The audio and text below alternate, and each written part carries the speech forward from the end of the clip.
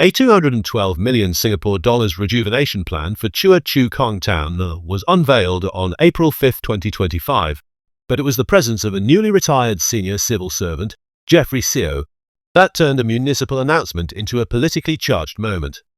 Siow, formerly the second permanent secretary at the Ministry of Manpower and the Ministry of Trade and Industry, appeared alongside Deputy Prime Minister Gan Kim Ying and all incumbent members of parliament in the area.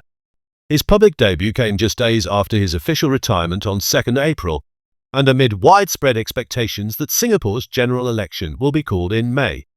The Rejuvenation Plan, positioned as a 5-year initiative by the Chua Chu Kang Town Council, includes the construction of new sheltered linkways and pavilions, repainting works for around 400 public housing blocks, and upgrades under the Neighbourhood Renewal Programme benefiting approximately 8,800 households. DPM Gan emphasised that the plan was not limited to infrastructure. It's not just about hardware, but also social services, especially for the more vulnerable, he said. However, public discourse quickly shifted focus to the possible political significance of the event. On the Straits Times and CNA Facebook pages, hundreds of comments poured in, reflecting both support and a high level of skepticism. Some users welcomed the new faces, describing Siow and fellow attendee Dr. Chu Pei Ling, an assistant professor from the Singapore Institute of Technology, as individuals who could strengthen the People's Action Party team. They bring with them a wealth of experience, said Mr. Gan when asked about the pair. Others viewed the event as calculated political choreography. Just in time for the election, one user noted. Another remarked, $1 million job waiting, why not resign? Criticism also centered on perceptions that Siow had been parachuted in, without prior engagement in the constituency. Dr. Chu, previously active in Marine Parade GRC's Kembangan Chai Chi division, said she was present at the invitation of Mr. Gan. She stressed that her focus remains on serving the community, regardless of location. The backlash intensified following a video posted by Mothership, which showcased Siow engaging with children and residents at the launch. The clip underscored his warm demeanor and apparent enthusiasm, but for many online viewers, it only reinforced doubts.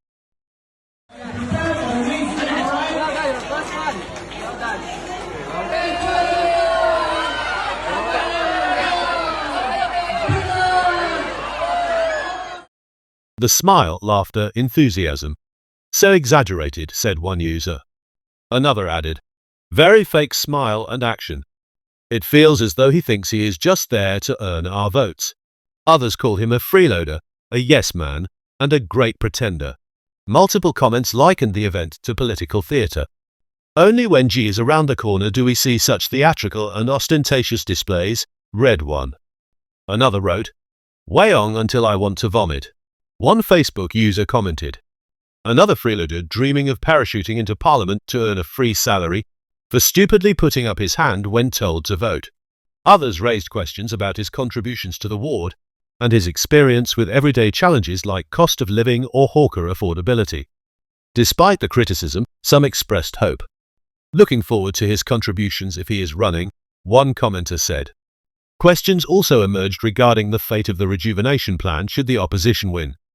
Does it mean if PAP doesn't win CCK, the 212 million Singapore dollars plan will be gone? One commenter asked.